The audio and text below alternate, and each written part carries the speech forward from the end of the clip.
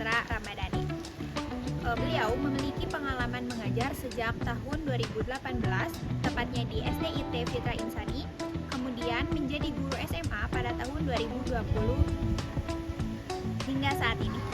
Beliau merupakan lulusan sarjana PAI di Universitas Islam Bandung, kemudian melanjutkan S2-nya di universitas yang sama dengan jurusan manajemen pendidikan. Selama mengajar, beliau menggunakan model problem based learning. Ya, selama observasi kami menemukan beberapa kelebihan yang telah diterapkan pada model pembelajaran yang ada di SMA Fitra Insani. Nah, yang pertama, pembelajaran menjadi lebih bermakna karena siswa bisa memahami materi secara mendalam dan mengalami proses pengalaman yang langsung. Yang kedua, meningkatkan keterampilan belajar dan juga problem solving pada siswa karena siswa didorong untuk bisa mencari solusi sendiri.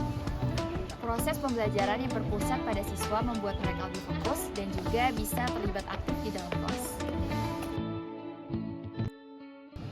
Nah, di sini juga ada beberapa hal yang perlu diperhatikan. Yang pertama adalah guru tidak membagi siswa ke dalam sebuah kelompok, di mana kolaborasi antar siswa merupakan salah satu tahapan penting dalam model pembelajaran problem based learning. Dengan evaluasi ini tentunya kami berharap implementasi model pembelajaran PAI di SMA IT Fitra Insani dapat terus berkembang sehingga bisa menjadi lebih efektif ke depannya dan tentunya lebih bermakna lagi. Terima kasih telah menyimak.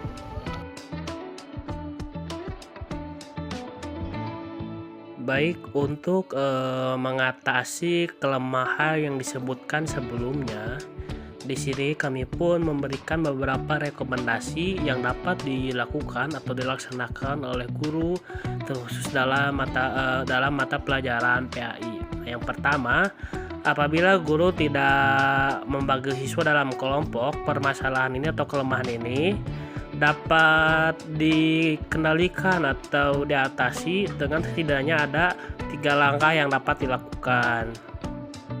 Langkah yang pertama itu menerapkan pembagian kelompok yang heterogen. Nah, pada langkah yang pertama ini, guru dapat membagi siswa menjadi kelompok kecil, misalnya 4-6 orang. Dengan komposisi yang heterogen ini, berdasarkan kemampuan akademik, kepribadian, ataupun minat, hal ini akan mendorong saling berbagi pengetahuan dan juga kolaborasi antar siswa yang 4-6 orang tadi ini karena adanya heterogen tersebut. Langkah kedua, gunakan strategi pembelajaran berbasis PBE atau Problem Based Learning. Nah, pada langkah kedua ini, guru pun memberikan skenario atau masalah-masalah yang harus didiskusikan oleh kelompok masing-masing. Pastikan setiap anggota kelompok memiliki peran tertentu, jadi semuanya aktif dan semuanya paham apa yang dijelaskan atau paham apa yang diperbuatnya, seperti pencatat, pemimpin diskusi atau ketua kelompok, ataupun penyaji hasil. Nah, ini akan meningkatkan keterlibatan semua siswa. Untuk langkah yang ketiga pada bagian ini yaitu gunakan panduan diskusi. Jadi guru pun memberikan pertanyaan pemandu atau lembar kerja LKS untuk membantu kelompok fokus pada tahapan identifikasi masalah, analisis, dan juga solusi. Ini memastikan juga bahwa diskusi tetap terarah dan juga produktif. Nah, untuk permasalahan yang kedua yaitu guru tidak menggunakan media pembelajaran. Langkah yang pertama ini guru dapat menggunakan media visual. Nah, guru dapat menggunakan gambar ataupun semacam diagram, video pembelajaran ataupun infografik gitu yang relevan untuk memvisualisasikan konsep ataupun masalah yang sedang dibahas. Media visual membantu siswa memahami materi dengan lebih mudah. Nah, langkah yang kedua pada bagian atau kelemahan ini yang dapat diperbaiki yaitu memanfaatkan teknologi digital yang ada. Gunakan aplikasi atau platform pembelajaran seperti sekarang itu banyak digunakan Canva, Google Slide, Google Form, ataupun semacamnya untuk membuat proses pembelajaran lebih menarik dan juga interaktif agar memantik minat siswa gitu.